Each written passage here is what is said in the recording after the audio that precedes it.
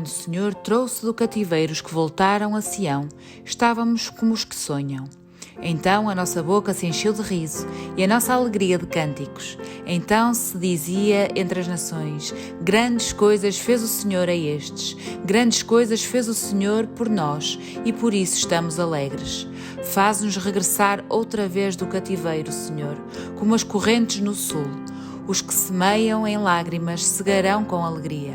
Aquele que leva a preciosa semente, andando e chorando, voltará, sem dúvida com alegria, trazendo consigo os seus molhos.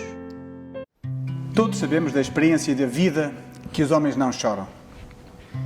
E sabemos também que as mulheres gostam de chorar.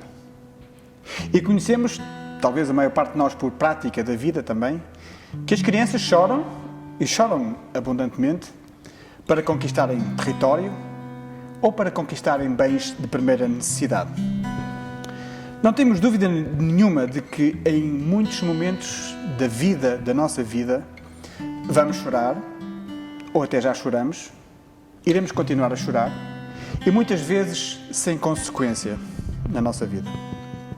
Mas queria também que hoje soubéssemos que muitas outras vezes vamos chorar com consequências para a nossa vida. Muitas vezes teremos que chorar lágrimas de solidão, lágrimas de desespero, lágrimas de frustração, muitas vezes lágrimas de desesperança também na nossa vida.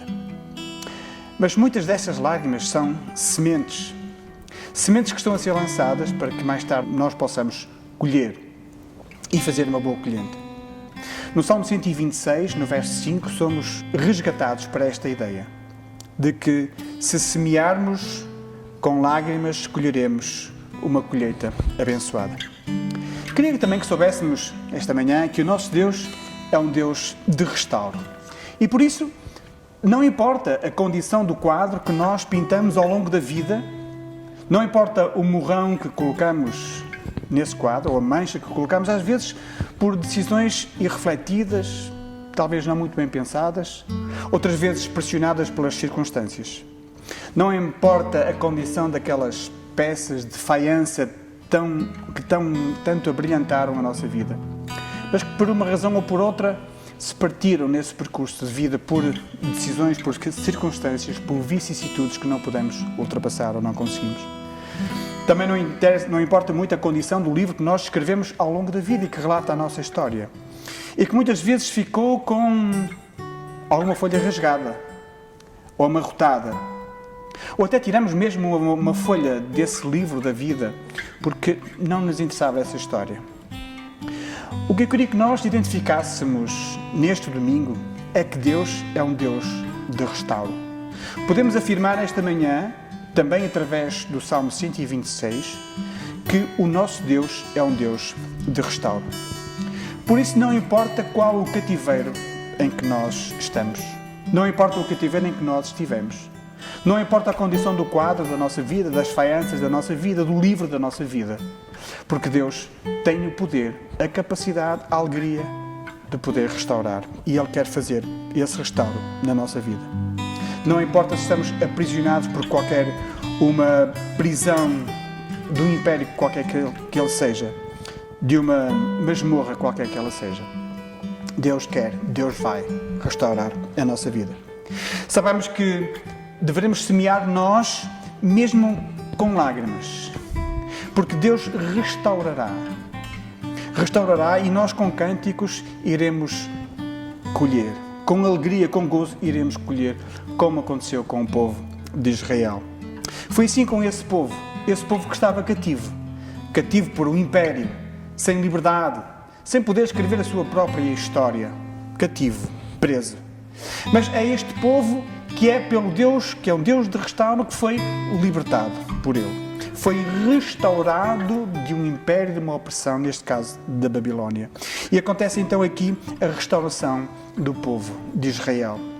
Hoje também pode, também é desejável, é expectável que aconteça na restauro, na tua vida, na minha vida, na vida de cada um. Deus é o nosso Deus de restauro. Dou graças ao meu Deus todas as vezes que me lembro de vós, fazendo sempre com alegria oração por vós, em todas as minhas súplicas, pela vossa cooperação no Evangelho desde o primeiro dia até agora, tendo por certo isto mesmo, que aquele que em vós começou a boa obra aperfeiçoará até ao dia de Jesus Cristo. Como tenho por justo sentir isto de vós todos, porque vos retenho no meu coração, pois todos vós fostes participantes da minha graça, tanto nas minhas prisões como na minha defesa e confirmação do Evangelho. Porque Deus me é testemunha das saudades que de todos vós tenho, a entranhável afeição de Jesus Cristo, e peço isto, que o vosso amor abunde mais e mais em ciência e em todo o conhecimento, para que aproveis as coisas excelentes, para que sejais sinceros e sem escândalo algum, até ao dia de Cristo, cheios de frutos de justiça, que são por Jesus Cristo para a glória e louvor de Deus. Também o apóstolo Paulo, na sua história de vida, se encontrava cativo, neste caso, na prisão em Roma.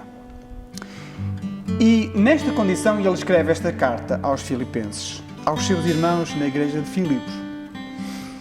E é muito interessante notarmos o entusiasmo com que ele sauda os seus irmãos, com que ele saúda a igreja do Senhor. É interessante notarmos a alegria que ele tem em lembrar-se dos seus irmãos, lembrar-se das suas experiências de vida, lembrar-se que foram unânimes, que estiveram juntos, que lutaram juntos, que porventura choraram juntos, que verteram lágrimas, que foram sementes que mais tarde deram fruto, e muito bom fruto. Também o apóstolo Paulo, em certa altura da sua vida, na sua história, foi marcado por um restauro. Todos conhecemos a viagem de Paulo para Damasco, que foi interrompida pelo Senhor, que restaurou a sua vida. E Paulo nunca mais foi o mesmo. Porque o nosso Deus é um Deus de restauro. E nesta circunstância difícil da sua vida, em que estava aprisionado, em que estava isento da sua liberdade, em que não podia falar livremente com os seus, Paulo não reclama por esta circunstância, mas ele lembra-se do restauro que Deus trouxe à sua vida. E com esse restauro, ele produz restauro para os outros, incentivando-os a continuar na jornada, a anunciar o Evangelho. Lembrando-nos que este restauro transformou a sua vida. Lembrando-nos também que muitos soldados naquela época se converteram ao Evangelho. E muitos cristãos também foram motivados por esta vida, esta experiência de Paulo, para anunciarem com mais força, com mais coragem, com mais entusiasmo o Evangelho de Jesus Cristo. Este restauro na vida de Paulo teve consequência na vida de outros cristãos. Este restauro que Deus quer fazer na vida de cada um de nós, vai ele também ter consequência na vida de outros com quem nos vamos relacionar. E temos que ter a plena convicção de que Deus hoje quer restaurar a nossa vida. Não importa qual o cativeiro, não importa qual o aprisionamento que nós possamos ter, não importa a vivência e dificuldade que nós possamos estar a viver, Deus quer restaurar a nosta vida. Deus quer nos retirar desse cativeiro. Deus aprecia a nossa lágrima, o Senhor aprecia a nossa oração, a nossa prostração diante dEle, reconhecendo como Senhor na nossa vida. Por isso, esta manhã, Deus tem o restauro para a vida de cada um de nós. O nosso Deus é um Deus de restauro. E queria que todos soubéssemos uma última coisa. É que em todas as vezes que Deus restaurou, o resultado é ainda melhor do que o original. Só Deus consegue fazer este restauro. Que este restauro venha hoje à minha vida, à tua vida, à nossa vida. Um bom dia de domingo, um bom dia de restauração na tua vida.